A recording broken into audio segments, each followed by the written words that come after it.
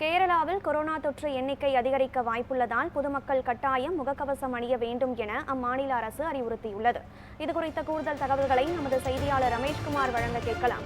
வணக்கம் Rameshkumar. Hong Kong, Thailand போன்ற நாடுகளை தொடர்ந்து தற்போது இந்தியாவிலும் கொரோனா தொற்று அதிகரித்து வருகிறது.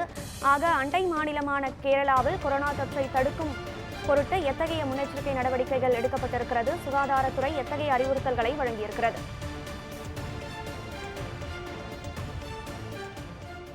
கனகதாரா, தென்கிழக்கு ஆசிய நாடுகளில் மீண்டும் கொரோனா தொற்று அதிகரித்து வருவதால் கேரளாவிலும் இந்த தொற்று அதிகரிக்க வாய்ப்பு இருப்பதாக சுகாதாரத்துறை அமைச்சர் வீணா ஜார்ஜ் தற்பொழுது தெரிவித்திருக்கிறார். காரணம், கேரளாவை பொறுத்தளவில் கேரளாவில் இருக்கும் மக்கள் பல்வேறு நாடுகளில் அங்கு பணிகள் என்பது செய்து வருகின்றனர். இதனால் இந்த தொற்று என்பது உடனே அதிகரிக்க வாய்ப்பு இருப்பதாக தெரிவித்த அவர் அவசரமாக ஒரு ஆலோசனை கூட்டத்தை கூட்டியிருக்கிறார். இதில் அதிகாரிகளுடன் கலந்த ஆலோசனை என்பது நடைபெற்றது. அதன் பிறகு அவர் செய்தியாளரை சந்திக்கும் போது தற்பொழுது இந்த ஒமிக்ரான் JN.1 வரையல் என்பது அதிக வீரியம் கொண்டவை எனவும் இது தென்கிழக்கு நாடுகளில் பரவி வருவதால் உடனே கேரளாவிலும் அதிக அளவு பரவ வாய்ப்பிருப்பதாக அவர் தெரிவிக்கிறார். எனவே கேரளாவை பொறுத்த அளவில் அந்த சளி தொல்லை, அதே போல தொண்டை வலி, இருமல், மூச்சு போன்ற அறிகுறிகள் இருப்பவர்கள் கட்டாயம் உடனே முகக்கவசம் அணிய வேண்டும் என்று அவர் அறிவுறுத்தியிருக்கிறார். அது மட்டுமின்றி முதியவர்கள், கர்ப்பிணிகள் மற்றும் தீவிர நோய் உள்ளவர்கள் பொது இடங்களில் பயணம் செய்யும் போது அவர்களும் முகக்கவசம் அணிய வேண்டும் எனவும், எனவே அனைவரும் முகக்கவசம் அணிவது அவசியம் எனவும் அவர் தெரிவித்திருக்கிறார். அது மட்டுமின்றி மருத்துவமனைகளில் பணிபுரிபவர்களும் சரிதான், மருத்துவமனைகளுக்கு செல்பவர்களும் முகக்கவசம் அணிய வேண்டும். சுகாதாரத்துறை பணியாளர்கள் கட்டாயம் முகக்கவசம் அணிய வேண்டும் எனவும் அவர்கள் தெரிவித்திருக்கிறார்.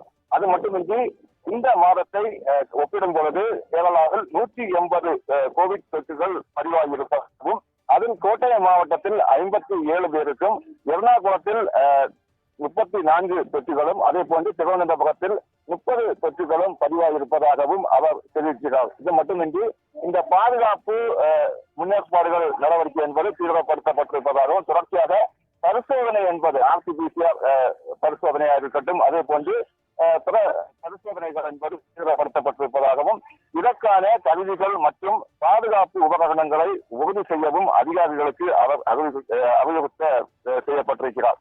தொடர்ச்சியாக 2 மணி நேரத்துக்கு மேலாக நடந்த இந்த ஆலோசனை கூட்டம் என்பது நிறைவடைந்திருக்கும் நிலையில் அனைவரும் முகக்கவசம் அணிய வேண்டும் என்ற அறிவுறுத்தல் என்பது விடுக்கப்பட்டிருக்கிறது.